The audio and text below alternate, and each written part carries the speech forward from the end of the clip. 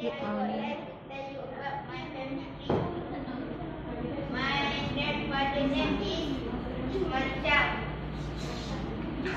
Oh, Good morning, teacher and friends. Today I would like to tell you about my family tree.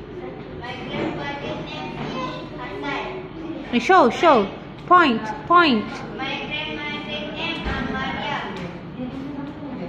My father's name is Marisha. Is Marisha. My grandfather's name is Muhammad. Is Muhammad. My grandmother is Farida. Huh? Okay, continue. My mother's name is Nur Asma.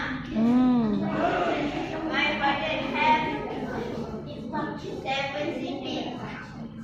Share Asli, Share Mary, Anita, Uncle Zaiki, Uncle Eddie, Aunt Selina, and Nodira.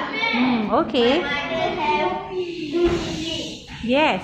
Uncle Asli. I have 5 siblings. Okay. Muhammad Adam Hakiki. Who is Muhammad Adam Hakimi? Me. Okay. Muhammad Adam Rizwan. Nur Isma Sabra. Nur Kadisha Farida. Faria. Okay.